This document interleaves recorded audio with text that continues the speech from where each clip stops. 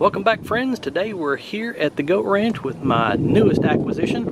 This is my Native Falcon 11 fishing kayak. This is going to take the place of my Vibe Seacoast 130, which is a 13 footer, and this one is an 11. And the reason we're switching is, man, we just got back from North Carolina here a few weeks ago and did a little kayak fishing while we were up there. And I got to tell you, I told the wife that might be our last trip on the old Seacoast.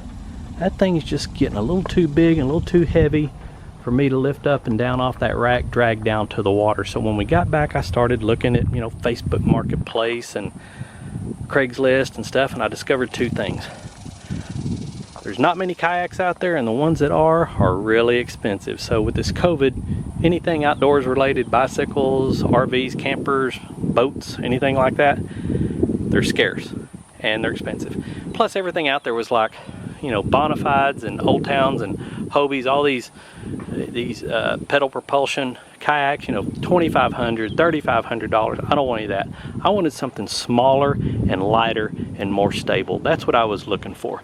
Now, I really like my Seacoast, but there were a few things I didn't like about it. Number one, it was heavy. So when we got it back home and I got it unloaded, I weighed it.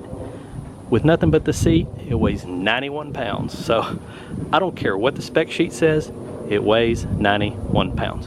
When we got this one in, put it right on the scale, it weighs 71 pounds with the seat. So right away, one thing down that I want to accomplish, a lighter boat. Number two, accomplish that right away. It's a shorter boat by about 2 feet. This is an 11 footer. So it's going to be a little easier for me.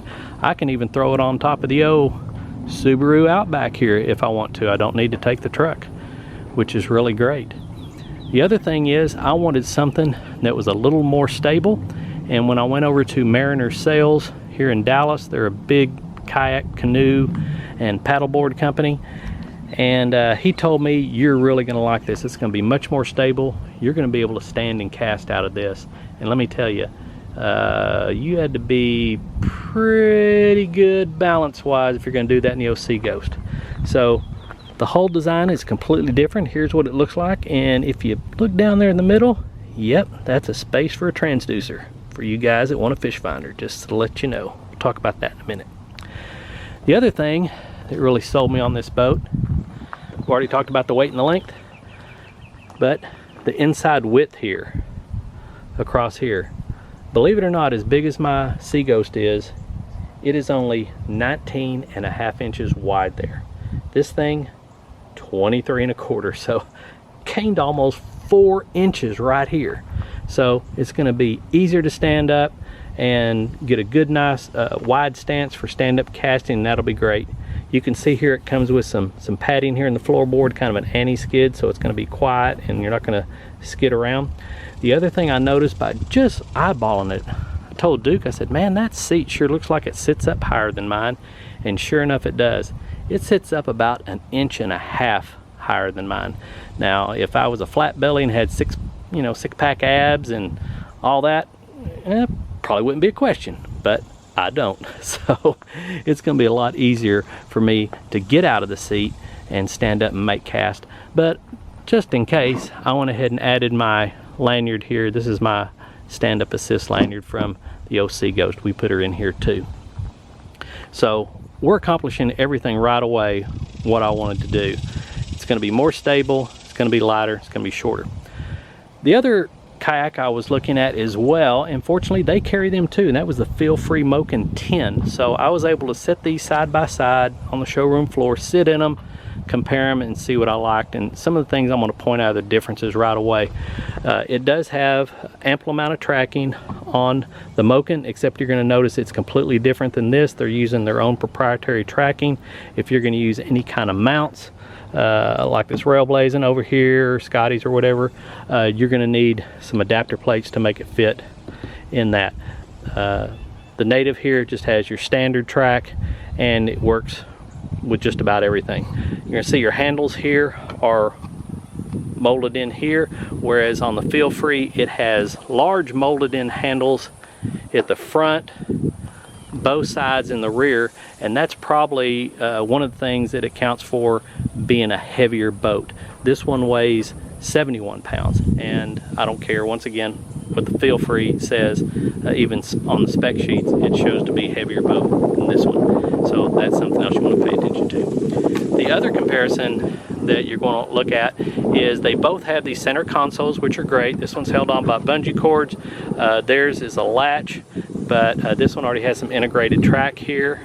And what's good about this is we talked about that big old square in the hole you saw a minute ago. There you go.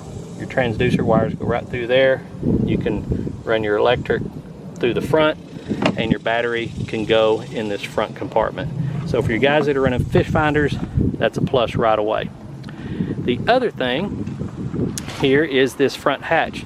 The Feel Free does not have a compartment up here. It just has a well, and it has some bungee cord running across there. This one you actually get a hatch. You got some bungee here for your paddle.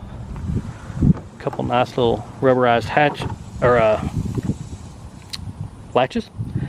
It comes up like this, and you actually have a compartment. And as you can see, I've got my Warner 2-piece paddle, and this is my longest rod. It's a 7-foot Loo. And so, can you put stuff in there? Sorta, but you got to hold your tongue just right. It's going to depend on what kind of equipment you have, and I was able to fit mine in there. I had to put it in there a couple different ways from a couple different angles, but yes, you can put stuff in there. Is it going to have as much room as my Sea Ghost? No, it's a much bigger boat, but it's going to carry everything I'm going to have in here, which is usually paddle, rods, PFD, my safety flag, and that's what stays in here all the time. Now, in order to do that, let's talk about this hatch here real quick while we have the lid up. It does have a seal in it. I'm going to say it's water resistant, not waterproof. Now, here's what's cool about this, and they knew this was going to be a problem, so they have this little hinge here, and all you have to do, first you have to lift it up a little bit, and it just comes right off, so you can get a straight shot down at whatever you're wanting to put in there. So I thought that was just a hell of an idea that they did with that. Let me see if I can one-hand that, and I can. There we are. So that was one of the big selling points on this over the Feel Free. So come around and talk about some other stuff.